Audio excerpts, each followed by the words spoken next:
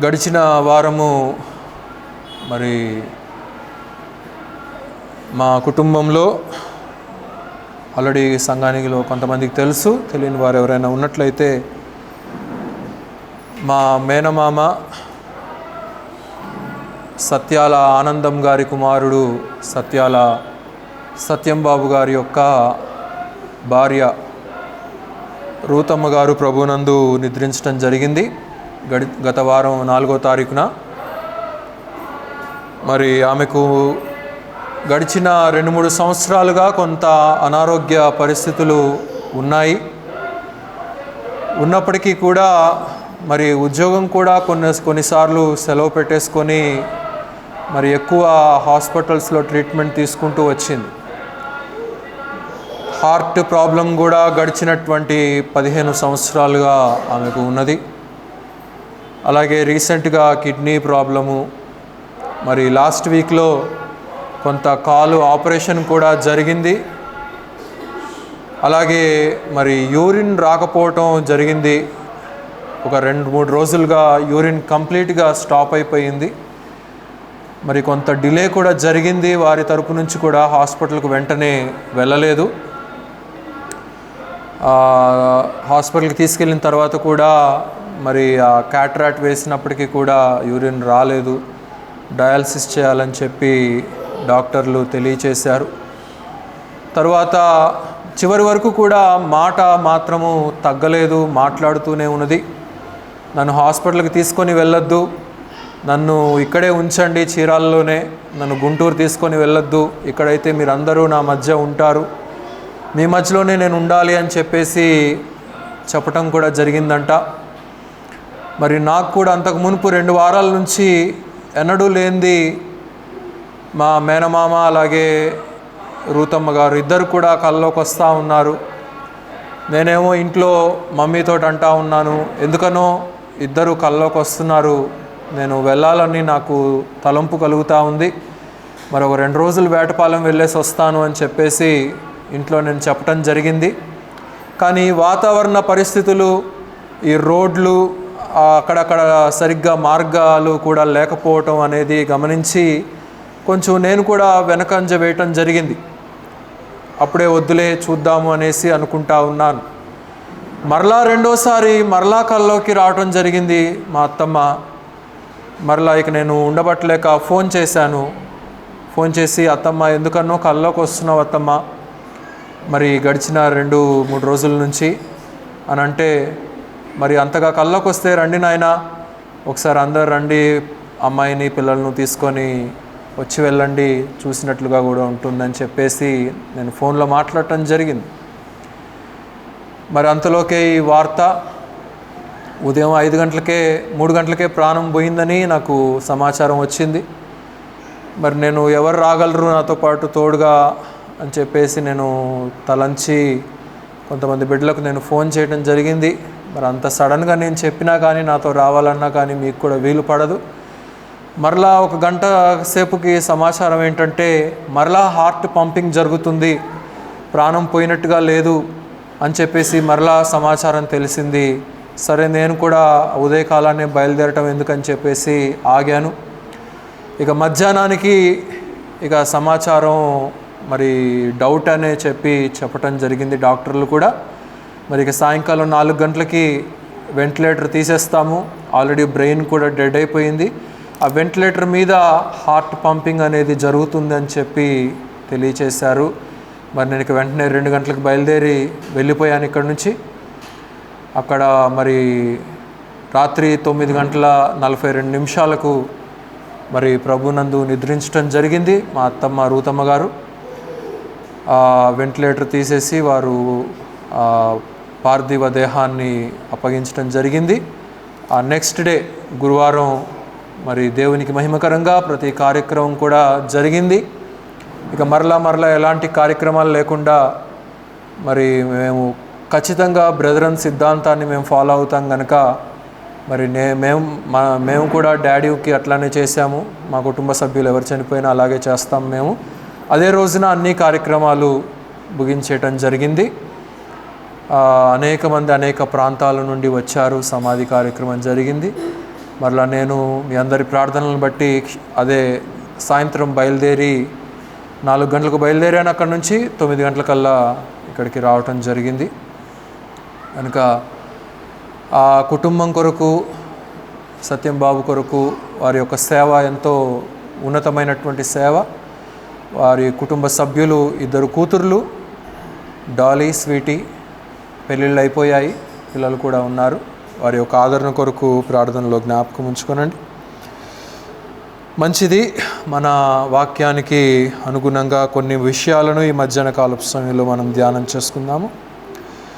దయచేసి సమూయేలు రాసిన మొదటి గ్రంథము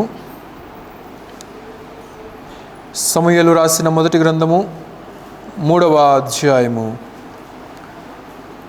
19వ వచనాన్ని చదువుతున్నాను, దయచేసి గమనించండి. సమూయేలు పెద్దవాడు కాగా యెహోవా అతనికి తోడై ఉన్నందున అతని మాటలలో ఏదియూ తప్పిపోలేదు. కాబట్టి సమూయేలు యెహోవాకు ప్రవక్తగా స్థిరపడినని దాను మొదలుకొని బెర్షెబా వరకు ఇశ్రాయేలులందరూ తెలుసుకొనిరి. మరియు షిలోహులో యెహోవా మరలా దర్శనమిచ్చుచూ ఉండెను. షిలోహులో యెహోవా తన వాక్కు చేత సమూయేలునకు ప్రత్యక్షమగుచూ వచ్చెను. సమూయేలు మాట ఇశ్రాయేలు అందరిలోనూ వెల్లడి ఆయను. ప్రభు ఈ కొద్ది వాక్య భాగాన్ని దీవించే రీతిగా చిన్న ప్రార్థన. మమ్మల్ని మిక్కిలిగా ప్రేమించినటువంటి మా ప్రియ రక్షక, మా యేసయ్య, ఈ యొక్క మధ్యాహ్న కాలపు సమయంలోనైనా ఇంతవరకు ఆరాధన కార్యక్రమం అంతటిలో కూడా మీరే సర్వ మహిమ ఘనత పొంది ఉన్నారని నమ్ముచున్నామయ్యా. అలాగే ఈ సమయంలో చదవబడినటువంటి లేఖన భాగంను కూడా మీరు దీవించండి నాయన. నిలువబడి నేను మట్టివాడను మీ యొక్క సిలువ చెంత మరుగుపరిచి పరిశుద్ధాత్ముని యొక్క సహాయం ద్వారా మాలో ఉన్న ప్రతి ఒక్కరి హృదయాలతో మీరే మీ యొక్క జీవము కలిగినటువంటి మాటలను, శక్తి కలిగినటువంటి మాటలను మాకు వినిపింపచేసి వాటి ద్వారా మా యొక్క ఆత్మీయతను ఏ రీతిగా స్థిరపరచుకోవాలో మాకట్టి జ్ఞానాన్ని అనుగ్రహించి మీరే ముందుకు నడిపించి మమ్మల్ని దీవించుదురని ఈ కొద్ది మనవులు మా ప్రియరక్షకుడైనటువంటి యేసుక్రీస్తు వారి అతి శ్రేష్టమైనటువంటి నామములో స్తుతించి వేడుకొనుచున్నాము తండ్రి. ఆమేన్. ప్రభునందు ప్రియులారా, ఇక్కడ ప్రవక్త అయినటువంటి సమూయేలును మనం చూస్తూ ఉంటున్నాం. ప్రవక్త అయినటువంటి సమూయేలు చాలా ఉన్నతంగా దేవుని ద్వారా వినియోగించబడినటువంటి ప్రవక్త. అనేక సందర్భాల్లో అనేక కట్టడలను ప్రజలకు బోధించినటువంటి వాడు. ఇశ్రాయేలు జనాంగానికి చివరి న్యాయాధిపతిగా దేవుని ద్వారా ఏర్పాటు చేయబడినటువంటి ప్రవక్త. మరి ఆయా న్యాయాధిపతులు వారి వారి కాలాలను బట్టి ప్రజలకు కొన్ని నియమాలు, కొన్ని కట్టడలు, దేవుని ద్వారా వారు పొందుకున్నటువంటి మాటను ప్రజలకు అందించి వారిని ఒక సరైనటువంటి త్రోవలో వారిని నడిపిస్తూ ఉండేటువంటి వారు ఈ యొక్క న్యాయాధిపతులు అనబడినటువంటి వారు. ఆ రీతిగా అనేక మంది ఉన్నారు. దెబోరా ఉన్నది, శాంసన్ ఉన్నాడు. ఈ రీతిగా అనేక మంది న్యాయాధిపతులు ఆయా కాలాలని బట్టి వారు ఉన్నారు. అయితే మరి ఈ యొక్క సమూయేలులో ఉన్నటువంటి ప్రత్యేకత ఏంటంటే, చిన్ననాటి నుండే దేవుని మందిరంలోనికి ప్రవేశించబడ్డాడు. తన తండ్రి అయినటువంటి ఎల్కానా, అలాగే తల్లి అయినటువంటి హన్నా వారు ప్రార్థించి తన తల్లి చేసినటువంటి ప్రార్థనను బట్టి, తాను మొక్కుకున్నటువంటి మొక్కుబడిని బట్టి, దేవుని దగ్గర తాను చేసినటువంటి ఒప్పందాన్ని బట్టి పాలు విడిచిన వెంటనే సమూయేలును దేవుని యొక్క సన్నిధిలో విడిచిపెట్టేసినట్లుగా మనం చూడగలుగుతూ ఉంటున్నాం. ఆ క్షణము నుండి కూడా సమూయేలు ఒక నియమముతో, నిబంధనతో దేవుని దగ్గర మరి ఎదుగుతూ ఉన్నట్లుగా మనం దేవుని యొక్క సహవాసములో ఎదుగుతున్నటువంటి బిడ్డగా ఇక్కడ మనం గమనించగలుగుతూ ఉంటున్నాం. గమనించండి, తన యొక్క చైల్డ్హుడ్ ఏ రీతిగా ఉన్నదో, బాల్యం ఏ రీతిగా ఉన్నదో మనం గమనించవచ్చు. రెండవ అధ్యాయంలో 18వ వచనం నుండి చదవండి. సమూయేలు రాసిన మొదటి గ్రంథము 2వ అధ్యాయం 18వ వచనం నుంచి.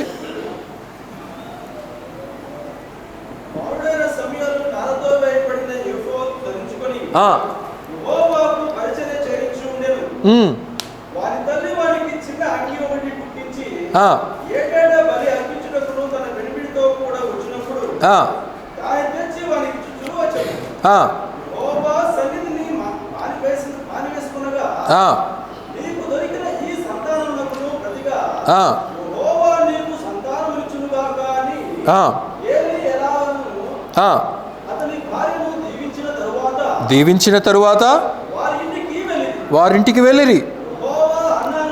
యెహోవా హన్నాను దర్శింపగా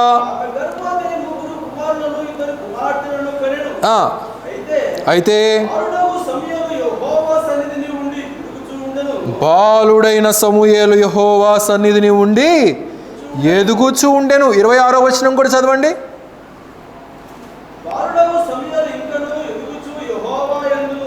బాలుడగు సమూయేలు ఇంకనూ ఎదుగుచు యెహోవా దయయందును మనుషుల దయయందును వర్ధిల్లుచు ఉండెను. కనుక చిన్న బాలుడుగా ఉన్నాడు. చిన్న వయసు నుండే దేవుని క్రమాన్ని, దేవుని పద్ధతిని మరి నేర్చుకున్నటువంటి క్రమాన్ని సమూయేలులో మనం ఇక్కడ గమనించగలుగుతూ ఉంటున్నాం. ఎందుకంటే మరి తల్లి దేవుని సన్నిధిలో అతడు ఉండాలని, ఆ పిల్లవాడు పెరగాలని, దేవుని నియమాలు, దేవుని కట్టడలు, దేవుని శాస్త్రాలు, దేవుని ధర్మశాస్త్రము, దేవుని యొక్క ప్రతి విధమైనటువంటి ఆత్మీయతను సమూయేలు పొందుకోవాలనేదే తల్లి యొక్క ప్రార్థనగా ఇక్కడ మనం గమనించగలుగుతూ ఉంటున్నాం. తల్లి ఆ రీతిగా తన మనస్సులో నిర్ణయించుకుంటున్నట్లుగా ఇక్కడ మనం గమనించగలుగుతూ ఉంటున్నాం. ఇక్కడ చాలామంది తల్లులు ఉంటున్నారు.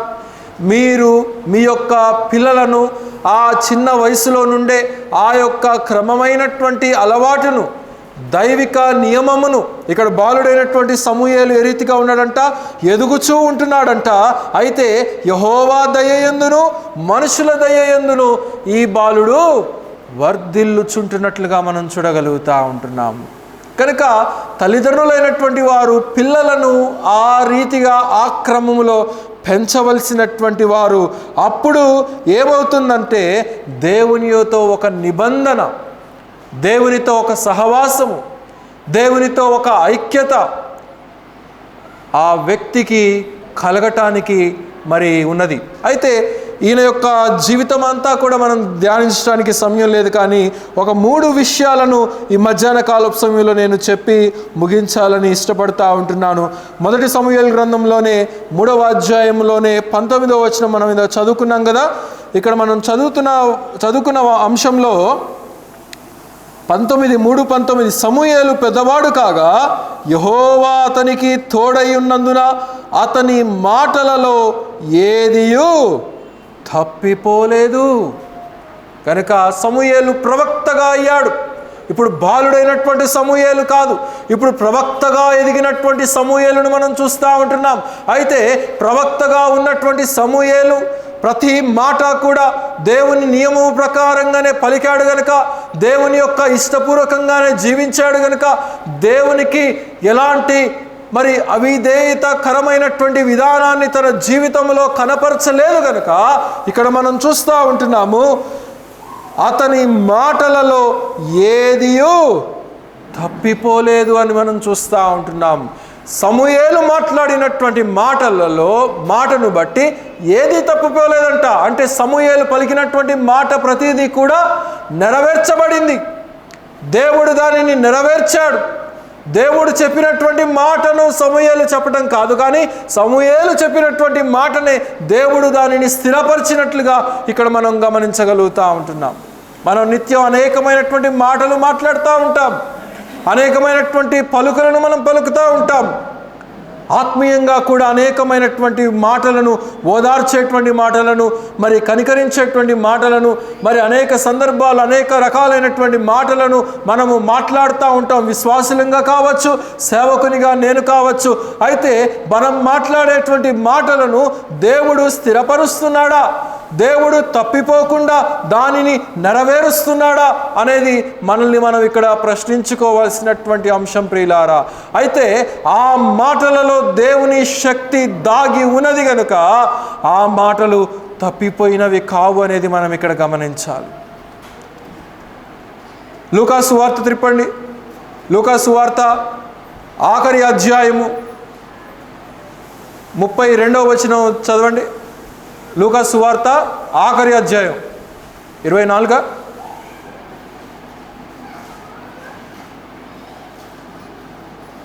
32.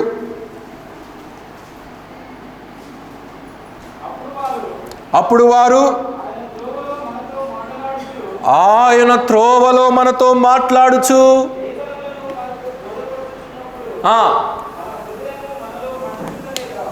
లేఖనమును మనకు బోధించుచున్నప్పుడు మన హృదయము మనలో మండుచుండలేదా అని ఇక్కడ మనం చూస్తూ ఉంటున్నాం. ఎమ్మాయి గ్రామానికి పోతున్నటువంటి ఆ ఇద్దరి సహోదరుల్లో వారితో కూడా జతగా కలిసినటువంటి మన ప్రభు అయినటువంటి యేసుక్రీస్తు వారిని వారు ముందు గుర్తించలేదు. అయితే ఏ విషయాలు మీరు మాట్లాడుకుంటున్నారు, ఎవరి గురించి మీరు మాట్లాడుకుంటున్నారు అని చెప్పి యేసుక్రీస్తు వారు వారిని ఆరా తీసినప్పుడు వారంటా ఉన్నారు, అదిగో యెరూషలేములో సిలువ వేయబడినటువంటి యేసుక్రీస్తు నీకు తెలియదా? ఆయన నిజంగా దేవుని దగ్గర నుండి పంపించబడినటువంటి ప్రవక్త అని నీకు తెలియదా అని చెప్పేసి యేసుక్రీస్తు వారితో సంభాషిస్తున్నటువంటి క్రమాన్ని అక్కడ మనం గమనించవచ్చు. అయితే వారు యేసుప్రభు చీకటి పడ్డప్పుడు యేసుప్రభు వారు దాటి వెళ్ళిపోతుంటే అదిగో ప్రొద్దుగుంకిపోయింది కదా, నీవు మాతో కూడా ఈ రాత్రి మా దగ్గర బస చేయమని చెప్పి వారు కోరినప్పుడు యేసుప్రభు వారు ఆ ఇద్దరి వ్యక్తుల దగ్గరికి వెళ్ళారు. వెళ్ళిన తర్వాత వారు అక్కడ దేవునికి స్తుతి చెల్లించి ఒక రొట్టెను ఒక ద్రాక్షారసమును వారు పంచుకున్నప్పుడు అప్పటి వరకు వారి నేత్రాలు మూయబడ్డాయి. అప్పటి వరకు వారితో నడిచినటువంటి వాడు యేసు ప్రభువు అని వారు గుర్తించలేకపోయారు. కానీ ఎప్పుడైతే వారు రొట్టె విరిచి ద్రాక్షారసమును పుచ్చుకున్నారో వారికి కనువిప్పు కలిగినట్లుగా మనం చూడగలుగుతూ ఉంటున్నాం. వారు మనతో పాటు ఉన్నటువంటి వాడు నజరేయుడైనటువంటి యేసు క్రీస్తు అని వారు గుర్తించినటువంటి వారిగా మనం చూడగలుగుతూ ఉంటున్నాం. అప్పటికి యేసు క్రీస్తు వారు అదృశ్యుడైపోయాడు. కానీ అదిగో ఆ ప్రభు మనతో మాట్లాడినటువంటి ప్రతి మాట కూడా మన హృదయాల్ని రగిలింపచేసింది కదా. మనకెప్పుడు మండుతుందంటే ఏదైనా యాసిడిటీ కలిగించేటువంటి ఫుడ్ ఏదైనా తీసుకుంటే, ఏదైనా ఆయిల్ పదార్థాలు ఏదైనా తీసుకుంటే మనకు అప్పుడు మన కడుపులో రగులుతూ ఉంటుంది కదండి. అప్పుడు అరే ఇదేంటి మనకు రగులుతుంది అని చెప్పి అనిపిస్తూ ఉంటుంది, మండుతుంది అని మనకు అనిపిస్తూ ఉంటుంది.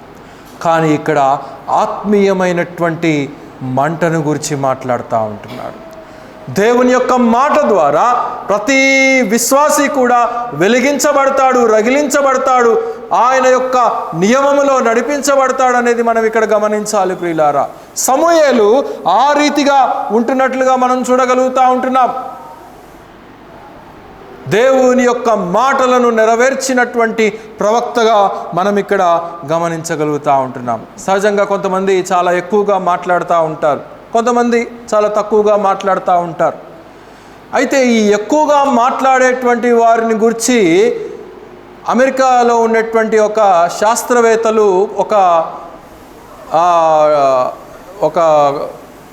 ఒకటి కనుగొన్నారంట. ఏంటి అనంటే ఒక ఫాక్స్ P2 అనేటువంటి ప్రోటీన్ ఎవరిలో అయితే ఎక్కువగా ఉంటుందో, మన దేహంలో వైటమిన్స్ ఉంటాయి, ప్రోటీన్స్ ఉంటాయి, మెగ్నీషియం ఉంటుంది, పొటాషియం ఉంటుంది, అనేక రకాలైనటువంటి మన దేహాల్లో ఉంటాయి, మానవుని యొక్క దేహంలో. అయితే ఎవరికైతే ఫాక్స్ P2 అనబడినటువంటి ప్రోటీన్ ఉంటుందో వారు ఎక్కువగా మాట్లాడేటువంటి వారుగా ఉంటారంట. గనుక మరి ఈ సమూయేలు ప్రవక్త అనేక మందిని వెలిగించినటువంటి వాడిగా, అనేక మందిని కట్టినటువంటి వాడిగా, సమూయేలు అనబడినటువంటి నామమునకు అర్థము ద నేమ్ ఆఫ్ గాడ్, దేవుని యొక్క పేరు అనబడినటువంటి నామము కలిగినటువంటి వాడుగా ఉంటున్నాడు. అంత మాత్రమే కాదు, కానీ ఇతడు ఖండించినటువంటి ప్రవక్తగా మనకు కనబడతాడు. అతని యొక్క జీవిత దినాలన్నీ కూడా మనకు క్షుణ్ణంగా గమనిస్తే ఎవరెక్కడ తప్పు చేస్తే వారిని అక్కడికక్కడే ఖండించినటువంటి వాడిగా మనం చూడగలుగుతూ ఉంటాం. అక్కడికక్కడే వారిని సరిచేసినటువంటి వాడిగా మనం ఇక్కడ చూడగలుగుతూ ఉంటాం. అలాగైతే ఇతడు మాట్లాడినటువంటి మాటల్లో ఏది కూడా తప్పిపోలేదని మనం చూస్తూ ఉంటున్నాం.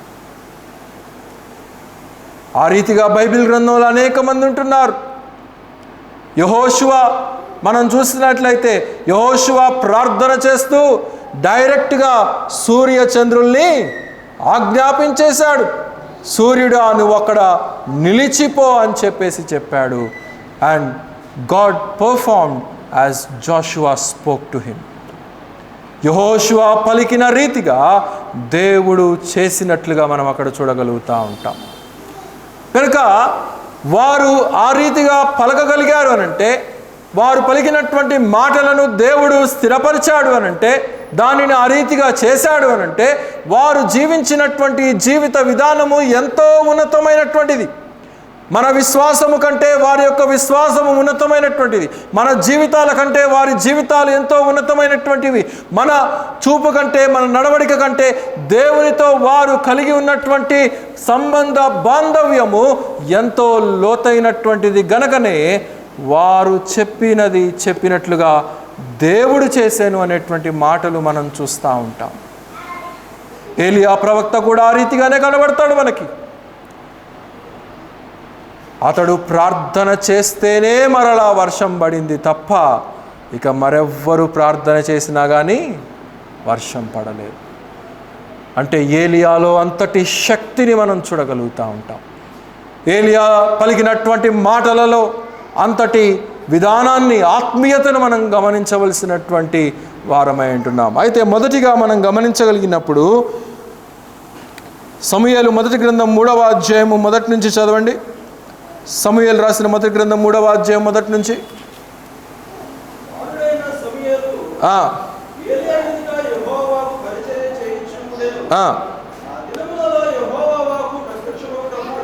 ఆ దినములలో యెహోవా వాక్కు ప్రత్యక్షము తరచుగా తటస్థించలేదు.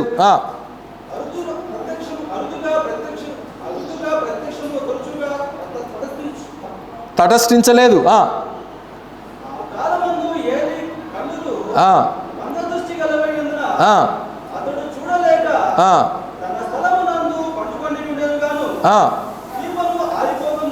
దీపము ఆరిపోక మునుపు సమూయేలు దేవుని మందసమున్న యెహోవా మందిరంలో పండుకొని ఉండెను గాను. యెహోవా సమూయేలును పిలిచెను.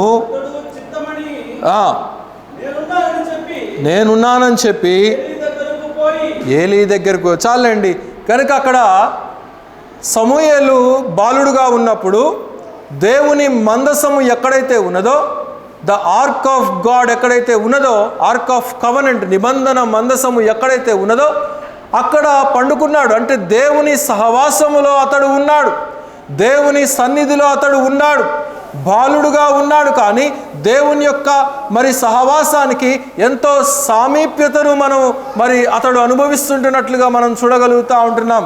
అయితే ఇక్కడ జరిగినటువంటిది ఏంటంటే మనందరికీ తెలుసు కానీ మరలా చెప్తాను. దేవుడు సమూయేలును పిలిచెను. సమూయేలుని పిలిస్తే ముందేమనుకున్నాడు?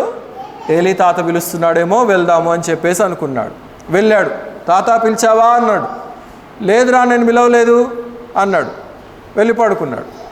మరలా సమూయేలుని పిలిచాడు. మరలా తాత పిలుస్తున్నాడేమో అనుకొని మరలా వెళ్ళాడు. పిలిచావా అంటే లేదురా నేను పిలవలేదు అని అన్నాడు. అయితే ఏలీ ప్రవక్తగా ఉన్నాడు గనక, యాజకుడుగా ఉన్నాడు గనక తనకు ఒక ఆలోచన వచ్చింది. ఒకవేళ ప్రభు ఏమన్నా సమూయేలును పిలుస్తున్నాడేమో అని చెప్పేసి ఏలీ అనిపించి ఏం చేశాడంటే, మరలా ఇంకొకసారి కనుక నీవి యొక్క స్వరాన్ని విన్నట్లయితే ఒక పని చేయి, చిత్తము ప్రభువా నీ దాసుడు ఆలకించుచు ఉన్నాడు అని చెప్పి పలుకు నాయనా అని చెప్పి అన్నాడు. గనక మరలా 3వసారి ఆ స్వరము వినపడగానే, speak lord, your servant is hearing. నీ దాసుడు వినుచూ ఉన్నాడు, నాతో మాట్లాడు. నీవు పలికేటువంటి మాట నీవు నాతో ఏం చెప్పాలనుకుంటున్నావో, నీవు నాతో ఏం మాట్లాడాలనుకుంటున్నావో మనం కూడా ఆయన వాక్యాన్ని వినేటప్పుడు, ఆయన స్వరాన్ని వినేటప్పుడు, ఆయన యొక్క మాటను మనం వినిచి ఉంటున్నప్పుడు ఆయనకు మనం తెలియచేయాల్సింది ఏంటంటే, ప్రభువా నీ వాక్యము ద్వారా నాతో మాట్లాడు, నీ స్వరాన్ని నాకు వినిపించు నాయనా అని చెప్పి మనము అడగవలసినటువంటి వారమై ఉంటున్నాం. సమూయేలు నిబంధన మందసము దగ్గర దేవుని సహవాసంలో ఉండటం వలన అతనికి కలిగినటువంటిది ఏంటంటే, ఎవరి స్వరాన్ని విన్నాడు? దేవుని స్వరాన్ని విన్నటువంటి బాలుడుగా మనం ఇక్కడ చూడగలుగుతూ ఉంటున్నాం. కనుక దేవునితో అతనుకున్నటువంటి సామీప్యత, ద ప్రిన్సిపల్ ఆఫ్ ప్రాక్సిమిటీ అని అంటాడు ఇంగ్లీష్లో. ఆ సామీప్యత, ఆ సమీపత్వాన్ని దేవునితో గడిపాడు గనుక, దేవుని సహవాసంలో గడిపాడు గనుక, దేవుని సన్నిధిలో గడిపాడు గనుక సమూయేలు దేవుని స్వరాన్ని విన్నట్లుగా మనం చూడగలుగుతూ ఉంటున్నాం. అదే మందిరంలో యాజకుని కుమారులుగా ఉన్నటువంటి హోఫ్నీ, ఫినేహాసులు అనబడినటువంటి వారు ఆ స్వరాన్ని వినలేదు. వారు కూడా అదే స్థలంలో ఉన్నారు, వారు కూడా దేవుని మందిరంలో పెంచబడుతూనే ఉన్నారు, వారు యాజకుని యొక్క కుమారులుగా ఉన్నారు. అయినప్పటికీ కూడా దేవుని యొక్క స్వరము వారికి వినబడలేదు. కానీ ఈ బాలుడైనటువంటి సమూయేలుకు ఆ స్వరము వినబడినట్లుగా మనం ఇక్కడ చూడగలుగుతూ ఉంటున్నాం. అలాగైతే ఆయన స్వరాన్ని మనం వినటానికి ఎక్కువగా ఇష్టపడాలి. ఎంత సమయము ఆయన వాక్యాన్ని వింటే, ఎంత సమయము ఆయన సన్నిధిలో గడిపితే, ఎంత సమయము ఆయనతో సహవాసం కలిగి ఉంటే, ఎంత సమయము ఆయనలో ఉన్నటువంటి ఆత్మీయతను మనం సంపాదించుకోగలిగితే అంతగా ఆయన స్వరాన్ని మనం వినగలుగుతాం. కనుక ఆయన స్వరాన్ని మనము వినగలిగినటువంటి వారముగా మనం ఉండాలి. ప్రియులారా, యెషయా గ్రంథం త్రిప్పండి. యెషయా గ్రంథము 29వ అధ్యాయము 13వ వచనం. యెషయా గ్రంథము 29:13.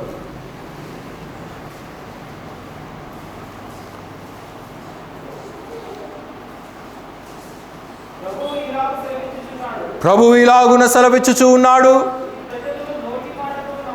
ఈ ప్రజలు నోటి మాటతో నా యొద్దకు వచ్చుచూ ఉన్నారు, పెదవులతో నన్ను గణపరచుచూ ఉన్నారు, కానీ తమ హృదయమును నాకు దూరముగా చేసుకొని ఉన్నారు. హోఫ్నీ, ఫినేహాసులు చేసినటువంటిది అదే. పెదవులతో పలికారు, పైపైన భక్తి, పైపైన ఆచారము, పైపైన మరి ఆత్మీయతను కనపరచాలని చెప్పి వారే అనుకున్నారు.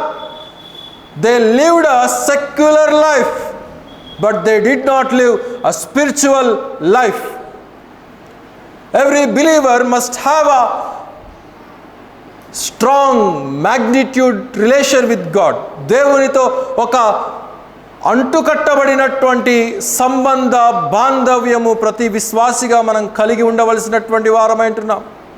నేడంతా కూడా సెక్యులర్ అయిపోయింది. అంతా ఒకటే, అన్ని భక్తులు ఒకటే, అన్ని ఆచారాలు ఒకటే, అన్ని సాంప్రదాయాలు ఒకటే, మీ మతము ఒకటే, మా మతము ఒకటే, మీ దేవుడు ఒకడే, మా దేవుడు ఒకడే అనేటువంటి సెక్యులర్ కల్చర్ నేడు ప్రపంచంలో ఎక్కువైపోతా ఉన్నది ప్రియులారా. కానీ మన దేవుడు సెక్యులర్ దేవుడు కాడు.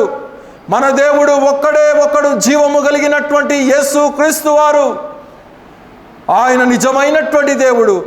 ఆయన మానవుని యొక్క పాప క్షమాపణ కొరకు తన స్వరక్తాన్ని అందించి మనల్ని రక్షించినటువంటి ప్రభువు గనక ఆయన తిరిగి లేచినటువంటి పునరుద్ధానుడైనటువంటి ప్రభువు అనేటువంటి విశ్వాసాన్ని మనం కలిగి ఉండాలి ప్రియులారా.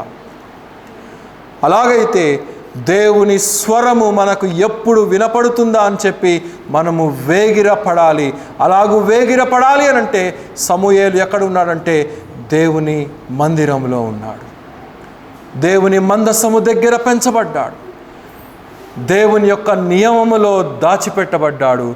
అతడు దేవుని నియమంలో ఉన్నాడు గనుక దేవునితో ఒక సామీప్యతను చూడగలిగాడు, ఆ స్వరాన్ని వినగలిగాడు అనేది మనం ఇక్కడ గమనించాలి. కీర్తన గ్రంథం 73:28 చదవండి. 73వ కీర్తన 28వ వచనం.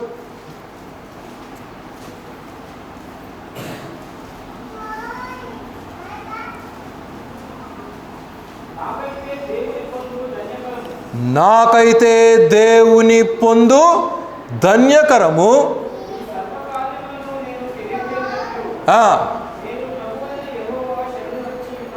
గనుక ఎవరితో పొందు ధన్యకరం అంటున్నాడు కీర్తనకారుడు? దేవునితో పొందు. కనుక మనకు అనేక రకాలైనటువంటి మనుషులతో స్నేహాలు ఉంటాయి. కానీ అసలైనటువంటి స్నేహము, నిజమైనటువంటి ఆత్మీయత, నిజమైనటువంటి మరి ఆ పొందు అంటే అంటుకట్టబడినటువంటి అనుభవం అనేది దేవునితో మనకు ఉండాలి అనేది మనం ఇక్కడ గమనించాలి. ఎప్పుడైతే మనం దేవునితో అంటుకట్టబడినటువంటి అనుభవంలో మనము ఉంటామో అప్పుడు గొప్ప కార్యాలు మన జీవితంలో మనం చూడగలుగుతాము. సమూయేలు ఆ రీతిగా దీవించబడటానికి కారణం ఏంటంటే దేవుని మందిరంలో పెంచబడ్డాడు. దేవుని స్వరాన్ని వినుచు ఎదిగినటువంటి వాడిగా మనం ఇక్కడ చూడగలుగుతూ ఉంటున్నాం. రెండవదిగా మనం చూసినప్పుడు 3వ అధ్యాయంలోనే 7వ వచనం చదవండి.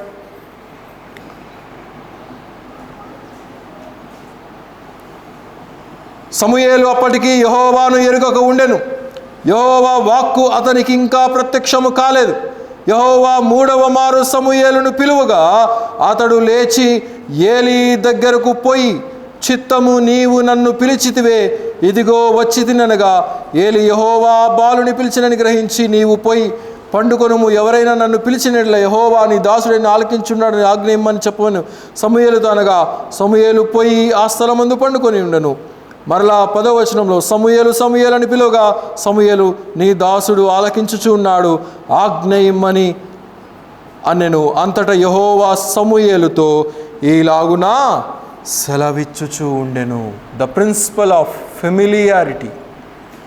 దేవునితో అంటు కట్టబడినటువంటి అనుబంధము కలిగినటువంటి సమూయేలును దేవుడు తన్ను తాను పరిచయం చేసుకుంటున్నట్లుగా, మరి తన్ను తాను రుజువుపరుచుకుంటున్నట్లుగా, తనను ఎన్నిక చేస్తున్నట్లుగా, తనను ఒక ఉన్నతమైనటువంటి పని కొరకై మరి నియమించటానికి దేవుడు పూనుకుంటున్నట్లుగా ఇక్కడ అనేక సంగతులను ఇక్కడ సమూయేలుకు బాలుడుగా ఉన్నటువంటి వానికి తెలియచేస్తున్నట్లుగా కూడా ఇక్కడ మనం గమనించగలుగుతూ ఉంటున్నాం ప్రియులారా.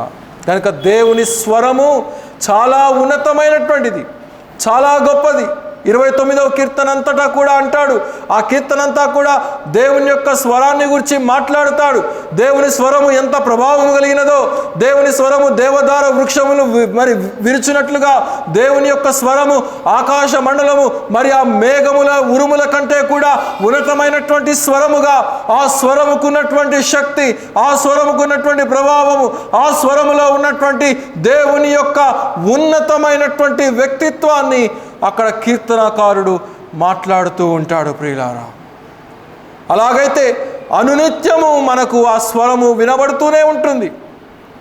ఈ బైబిల్ గ్రంథం ద్వారా కాదు, ఈ బైబిల్ గ్రంథము ప్రింట్ చేయబడినటువంటి ఒక అక్షరము, ఇది లోగోస్ అని పిలువబడుతుంది. కానీ దేవుని స్వరము రేమాస్, గ్రీక్లో రేమాస్ ఎప్పుడు మన చెవులకు, మన హృదయాలకు ఆయన పరిశుద్ధాత్ముని యొక్క స్వరము మనకు నిత్యము వినబడుతూనే ఉంటుంది అనేది మనం ఇక్కడ గమనించాలి ప్రియులారా.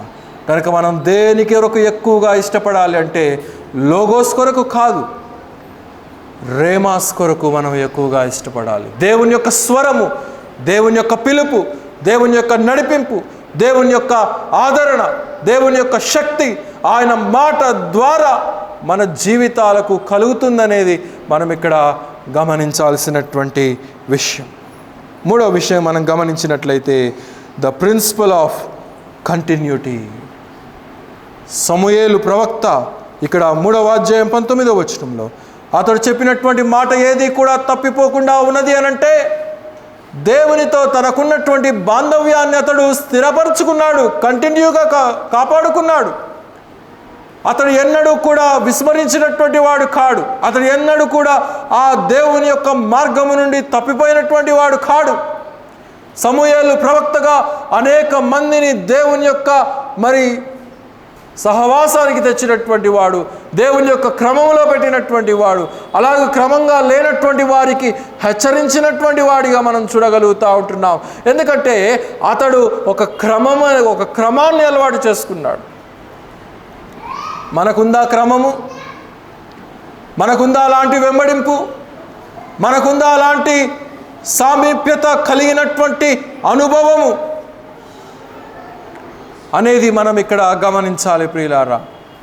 సంఘముగా ఆదివారం మాత్రమే కూడటం మాత్రమే కాదు, దేవుని యొక్క లేఖనాలు చాలా స్పష్టంగా తెలియజేస్తూ ఉంటున్నాయి. ఏంటి అని అంటే, అపోస్తుల బోధ యందును, సహవాసమందును, రొట్టె విరుచుట యందును, ప్రార్థించుట యందును తెగిపోయి జీవించండి.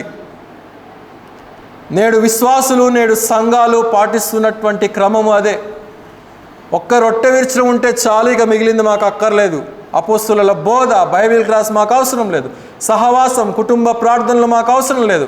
మా ప్రార్థన మేమే చేసుకుంటామండి, మీరేంటి మాకు వచ్చి ప్రార్థన చేసేది? మళ్ళీ మీరు వచ్చినందుకు మేము చందా ఇయ్యాలా? ప్రార్థనగా తీసేయండి, ఇక అది లాస్ట్లో ఉంది కాబట్టి దాన్ని లిస్ట్లో పెట్టేస్తారు. కనుక నేడు సంఘాలు లవోదికేయ సంఘాల్లాగా తయారైపోతూ ఉంటున్నాయి. దానికి కారణం ఏంటంటే, విశ్వాసులు ఆ క్రమాన్ని అలవాటు చేసుకోలేకపోతూ ఉంటున్నారు. They are unable to fulfil the principle of continuity. Principle of proximity లేదు, ప్రిన్సిపల్ ఆఫ్ ఫెమిలియారిటీ లేదు, చివరకు ప్రిన్సిపల్ ఆఫ్ కంటిన్యూటీ కూడా లేదు. ఇలాంటి చెప్పినా కానీ పాటించేటువంటి తత్వము, వినయము అంతకన్నా లేదు. కనుక అందుకే సమూయేలుకు మనకు ఉండేటువంటి తేడా అదే. సమూయేలు మాట నెరవేర్చబడటానికి, మన మాట నెరవేర్చబడకపోవటానికి, సమూయేలు మాటను దేవుడు వినటానికి, కార్యాలు జరిగించడానికి, ఆశీర్వాదాలు ఇవ్వటానికి, దీవెనలు కుమ్మరించబడటానికి సమూయేలుకు మనకు ఉన్నటువంటి తేడా అదే. మనలో ఏదో లోపము, it is dragging us behind, మనల్ని వెనక్కు లాగుతుంది గనక దాన్ని మనం సంపూర్తి చేయలేకపోతుంటున్నాం అనేది మనం ఇక్కడ గమనించాలి. యోబు గ్రంథము త్రిప్పండి. యోబు గ్రంథము 11వ అధ్యాయం 14వ వచనం త్రిప్పండి. యోబు గ్రంథము 11వ అధ్యాయము 14వ వచనం.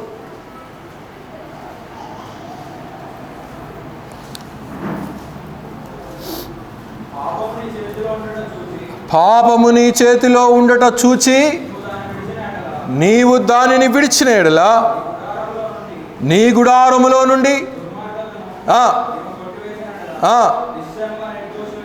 నిశ్చయముగా నిర్దోషివై ఉందువు. గనుక పాపము జీవితాల్లో నుండి వెళ్ళిపోవాలి. గుడారంలో నుండి, మనసులో నుండి, హృదయంలో నుండి, ఇంటిలో నుండి ఆ పాప కల్మషమైనటువంటి మనస్తత్వము వెళ్ళిపోతే తప్ప దేవుని యొక్క అద్భుతాలు మన జీవితాల్లో స్థిరపరచబడవు అనేది మనం ఇక్కడ గమనించాలి. మనము అంతగా సామీప్యత కలిగినటువంటి అనుభవంలో దేవునితో అంటుకట్టబడి జీవించకపోతే తప్ప ఎందుకు మన జీవితాల్లో అద్భుతాలు జరగవు? ఎందుకు మన బిడ్డల జీవితాల్లో దీవెనలు రావు? ఎందుకు మన జీవితాల్లో అనుకున్నటువంటి కార్యాలు జరగవు అనంటే, మనము ఆయనకు సామీప్యత కలిగినటువంటి అనుభవంలో నడవలేకపోతూ ఉంటున్నాం. ఒకవేళ నడిచినా కానీ టపాసులు ఉంటాయి కదా, ఆ రాకెట్ ఉంటుంది చూడండి, రాకెట్కి అది పెట్టి అంటిస్తే ఏమవుతుంది? బుస్మని పైకి వెళ్తుంది. కొంతసేపు ఆ వెలుగున్నంత వరకు, దాంట్లో ఆ యొక్క పౌడర్ ఉన్నంత వరకు అది బుస్సుమని పైకి పోతుంది. ఆ పౌడర్ దాని యొక్క శక్తి అయిపోగానే మళ్ళీ ఏమైపోతుంది? తుస్సుమని కింద పడుతుంది. కనుక అనేక మంది బుస్సుమని వెళ్తున్నారు, తుస్సుమని పడిపోతున్నారు. కానీ దానిని కంటిన్యూగా నడిపించుకోగలిగినటువంటి శక్తిని దేవుని నుండి పొందుకోలేకపోతుంటున్నారు అనేది ఇక్కడ గమనించవలసినటువంటి విషయం ప్రియులారా. చివరికి ఒక మాట చదివి ముగిస్తాను. అపోస్తుల కార్యముల గ్రంథం 11వ అధ్యాయం 23 చదవండి. అపోస్తుల కార్యముల గ్రంథము 11:23.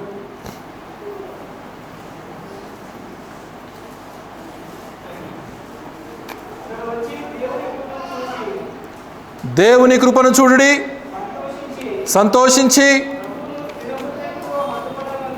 స్థిరముగా హత్తుకొనవలెనని హెచ్చరించెను. గనుక దేవుని యొక్క కార్యాలు day in and day out కంటిన్యూగా ఉండటం అంటే ఏంటి? అనుదినము, అనునిత్యము, అనుసమయము, ప్రతి సమయంలో కూడా దేవునితో ఆ సంబంధాన్ని మనం కంటిన్యూగా నడిపించుకునే వారమై ఉండాలి. సమూయేలు ఆ రీతిగా ఉన్నాడు, సమూయేలు ఆ రీతిగా జీవించాడు, సమూయేలు ఆ రీతిగా ప్రవర్తించాడు. బాల్య దశలో నుండే దేవుని యొక్క ఉన్నతమైనటువంటి మహిమకు పిలువబడినటువంటి వాడిగా మనం ఇక్కడ చూడగలుగుతూ ఉంటున్నాం. అందుకనే ఇక్కడ 3వ అధ్యాయము 19వ వచనంలో మనం చూస్తూ ఉంటాం, అతడు గొప్ప ప్రవక్తగా మనం చూస్తూ ఉంటాం, గొప్ప న్యాయాధిపతిగా మనం చూస్తూ ఉంటాం. దాను నుండి బెర్షెబా వరకు కూడా అతడు రగిలించినటువంటి వాడిగా మనం చూస్తూ ఉంటాం. జనులను స్థిరపరిచినటువంటి వాడిగా, దేవునిలో క్రమముగా నడిపించినటువంటి వాడిగా మనం చూడగలుగుతూ ఉంటున్నాం. మనం ఫెయిల్ అయిపోతున్నామంటే ఎక్కడో we're dragging behind. That we need to understand. దానిని మనం అర్థం చేసుకున్నప్పుడు గొప్ప మహిమను మనం పొందుకోగలుగుతాం. కనుక సమూయేలు బాల్య దశలో నుండే దేవునికి అప్పగించబడ్డాడు. తల్లిదండ్రులు అప్పగించేశారు. దేవుని సన్నిధిలో పెరగాలని, దేవుని క్రమంలో పెరగాలని, దేవుని ఆత్మీయతలో పెంచబడాలని దేవుని మందిరంలోనికి అప్పగించేశారు. సమూయేలు కూడా ఆ రీతిగానే దేవునితో సామీప్యత కలిగినటువంటి జీవితాన్ని అనుభవించాడు. దేవునితో స్థిరపరచబడినటువంటి అనుభవాన్ని పొందాడు. దేవునితో ఆ సంబంధాన్ని అనునిత్యము కూడా అతడు అక్కడ ఒక మాట నేను చెప్పాలి ఏంటంటే, అతడు ఆత్మల లోకముతో కూడా అతడు ఆ సామీప్యతను అనుభవించాడు. అందుకే ఇక్కడ శారీరకంగా కూడా అనేక కార్యాలు అతడు చేయగలిగాడు అనంటే దేవుని ఆత్మతో అతని ఆత్మ అంటుకట్టబడి ఉన్నది. దేవుని యొక్క మనస్సుతో అతని యొక్క మనస్సు అంటుకట్టబడి ఉన్నది. కనుకనే అతడు చెప్పినటువంటి ప్రతి మాట కూడా నెరవేర్చబడింది, ఏది కూడా తప్పిపోలేదు. ఆ రీతిగా ఆయా భక్తులను మనం చూస్తూ ఉంటాం. మనం కూడా ఆ రీతిగా ఉండాలనేదే దేవుని యొక్క ఆశ. మన బిడ్డలు కూడా ఆ రీతిగానే దేవుని సన్నిధిలో, దేవుని సహవాసములో పెంచబడాలనేదే దేవుని యొక్క ఆశ. ఆ క్రమాన్ని వింటే బాగుపడతాం, వినకపోతే నష్టపోతాం. ద్వితీయోపదేశ కాండంలో అంటాడు కదా 30వ అధ్యాయంలో, నేడు మేలును కీడును, మంచిని చెడును నీ ఎదుట ఉంచి ఉన్నాను, ఏది కావాలో ఎంచుకో, దాని ప్రకారంగా జీవించు అని చెప్పి మోషే తెలియచేస్తూ ఉంటాడు. గనక ఈ కొద్ది వాక్య భాగాలు మనందరి హృదయాల్లో నిండాలుగా దేవుడు స్థిరపరిచి దీవించునుగాక. అందరూ కూడా తలలు వంచినట్లయితే ముగింపు ప్రార్థన చేసుకుందాం.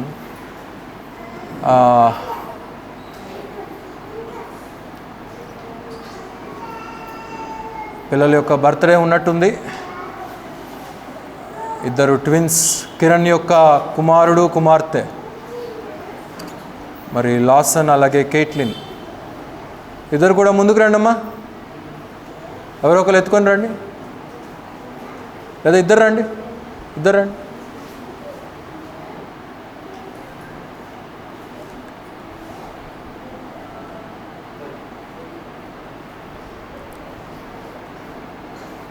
రండి ఇట్లా.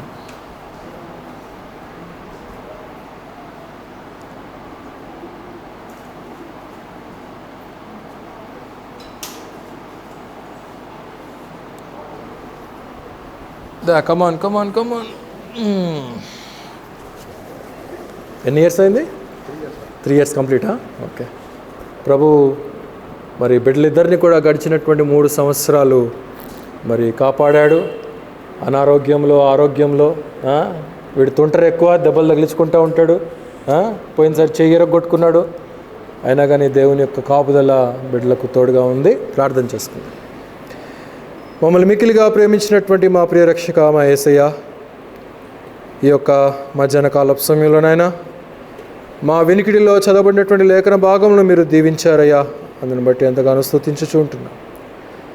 అలనాడు నాయన సమూయేలు బాలుడుగా ఉండి మీ యొక్క అనుబంధాన్ని, మీ యొక్క సామీప్యతను ఏ రీతిగా అనుభవించాడో అది పెద్దవాడైనప్పటికీ కూడా తొలగిపోలేదు. ఒక మహా గొప్ప ప్రవక్తగా, ఇశ్రాయేలు జనాంగానికి తీర్పు తీర్చేటువంటి న్యాయాధిపతిగా మీరు అతనిని నిలబెట్టిన విధానాన్ని బట్టి ఎన్నో సంగతులు మేము నేర్చుకోగలిగాము నాయన. అతడు మాట్లాడినటువంటి మాటల్లో ఏది కూడా తప్పిపోకుండా మీరు నెరవేర్చారు. మేము కూడా అలాంటి విధానాన్ని నేర్చుకోగలుగులాగున, జీవించగలుగులాగున మాకట్టి శక్తి సామర్థ్యాలను అనుగ్రహించమని ప్రార్థన చేయుచుంటున్నాం. ఈరోజు నాయన ప్రత్యేకంగా నాయన మరి కిరణ్ దంపతులకు మీరు అనుగ్రహించినటువంటి బిడ్డలిద్దరూ నాయన కెవిన్ అలాగే కైట్లిన్, ఈ బిడ్డలిద్దరిని బట్టి స్తుతించుచూ ఉంటున్నాం. మరి గడిచినటువంటి సంవత్సరం అంతా కూడా నాయన అన్ని సమయాల్లో మీరు ఆ బిడ్డలకు తోడుగా ఉన్నారు. ఆటపాటల్లో, అనారోగ్యంలో, అనేక స్థితిగతుల మధ్య ఆ బిడ్డలిద్దరిని కూడా నాయన మీ యొక్క దయగలిగినటువంటి రెక్కల నీడలో మీరు భద్రపరిచారు, స్థిరపరిచారు నాయన. అందుని బట్టి ఎంతగానో స్తుతించుచూ ఉంటున్నాం.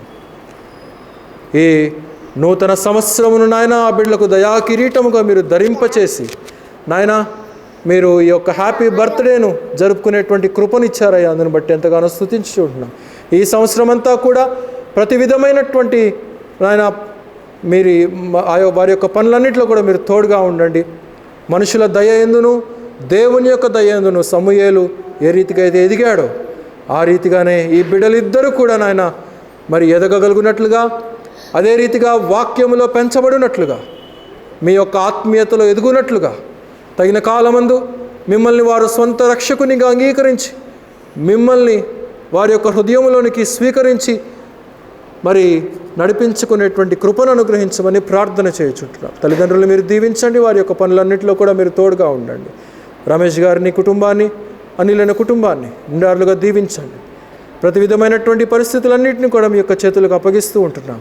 చేరివచ్చినటువంటి సంఘాన్ని మీరు దీవించండి నాయన. వారి యొక్క పనులన్నింటిలో కూడా మీరు తోడుగా ఉండండి. తిరిగి ప్రియ బిడ్డలందరూ కూడా వారి వారి గృహాలకు వెలుచుంటుండగా మీ యొక్క క్షేమంతో, మీ యొక్క దీవెనలతో నింపి ముందుకు నడిపించండి. ప్రేమతో ప్రియులు సిద్ధపరిచినటువంటి పలహారాన్ని కూడా మీరు దీవించి మా అందరికీ పంచిపెట్టుదురని యేసుక్రీస్తు వారి అతి శ్రేష్టమైనటువంటి నామంలో స్తుతించి ప్రార్థించి అడిగి వేడుకొనుచున్నాము తండ్రి.